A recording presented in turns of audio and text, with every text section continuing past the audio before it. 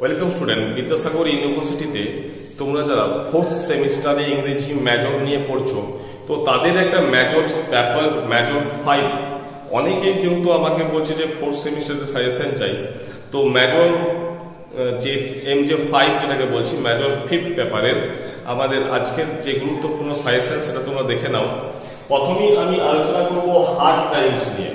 এই hard Times নিয়ে তোমরা কি করবে না, এখান থেকে 10 মার্কস এবং 5 মার্কস এইগুলো করলেই তোমরা পেয়ে যাবে। সেটা কি না, picture of Victorian society. Picture of Victorian society কোশ্চেনটা হয়তো ইউটিলিটারিয়ান সোসাইটি দিয়েও দিতে পারে, তাই কোশ্চেনের আনসার হবে সেম, কিন্তু কোশ্চেনটা ঘুরিয়ে দিলে যাতে তোমরা লিখতে পারো সেগুলো একটু জেনে রাখবে। এরপর হার্ড টাইমসের এই যে টাইটেলটা, সত্যি সত্যি কি সময়টা খুবই হার্ড ছিল, এই টাইপের একটা কোশ্চেন দিতে পারে, আনসার কিন্তু হবে টাইটেল। ঠিক আছে, নেক্সট হচ্ছে use of irony and satire, অর্থাৎ এই হার্ড টাইমসে যে আইরনি এবং স্যাটায়ার ইউজ করা হচ্ছে সেগুলোকে আলোচনা করতে হবে। Next question use of symbolism, এখানে যে সমস্ত সিম্বলিজম গুলো আছে সেগুলোকে আলোচনা করো। আর কি আছে, attract against the scientific and pragmatic education, এই লাইনটা তুলে হয়তো বললো এক্সপ্লেন, অর্থাৎ ব্যাখ্যা করো। তো এই পাঁচটা করলে মাই ডিয়ার স্টুডেন্ট তোমরা কিন্তু 10 মার্কস এবং 5 মার্কস হার্ড টাইমস থেকে কমন পেয়ে যাবে। ঠিক আছে, এরপর দেখছি আমরা চলে আসছি কবিতা সেকশনে। প্রথমে আসছি ইউনিসেস। এই ইউনিসেস থেকে তোমরা ভিক্টোরিয়ান পোয়েম, এটা অবশ্যই করবে ভিক্টোরিয়ান পোয়েম। তারপর হচ্ছে ড্রামাটিক মনোলগ। ইউনিসেস একটা ড্রামাটিক মনোলগের এক্সাম্পল, সেটা কতটা শতার্থ বা কতটা সার্থকতা আছে সেটা আলোচনা করবে। নেক্সট হচ্ছে কি না, celebrates the energy and resolution, অর্থাৎ এখানে ইউনিসেসের যে এনার্জি এবং এর মধ্যে যে রেজলিউশন আছে সেটাকে আলোচনা করো। এটাতেও কোশ্চেনটা দিতে পারে, তবে যদি কোশ্চেনটা ঘুরিয়ে দেয় তবেই কিন্তু দেবে, না হলে সাধারণত এই কোশ্চেনটা দেয় না।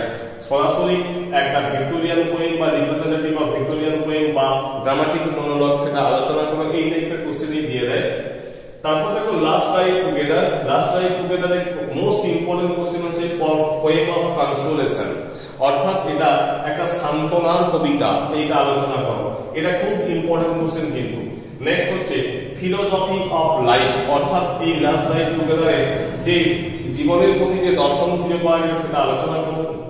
তারপর হচ্ছে কি 3 নম্বর হচ্ছে ড্রামাটিক মনোলগ। নেক্সট কবিতা আসছে ডাফার বিচ।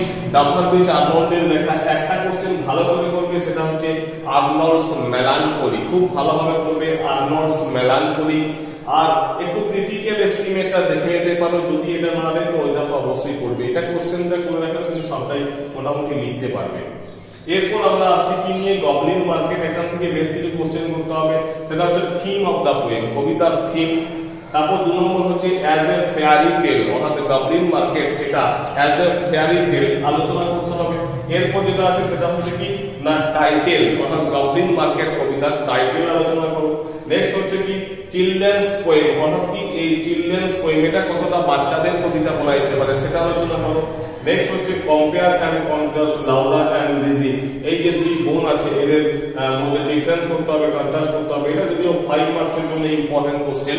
তো তোমরা এই জাস্ট গবলিন মার্কেট থেকে এই কোশ্চেনগুলো করলে তোমরা 5 মার্কস বা 10 মার্কস দুটোই কমন পেয়ে যাবে। তো মাইদের স্টুডেন্ট, তোমাদের যদি ভিডিওটা ভালো লেগে থাকে অতি অবশ্যই চ্যানেলটাকে লাইক করো, সাবস্ক্রাইব করে দিও। আর তোমাদের নেক্সট মেজর 5 এর পর মেজর 6 এবং 7 পেপারের সাজেশনটা খুব শীঘ্রই আসতে চলেছে, তার জন্য তোমাদের অতি অবশ্যই চোখ রাখতে হবে ইংলিশ আর ইউজ হবে। Thank you.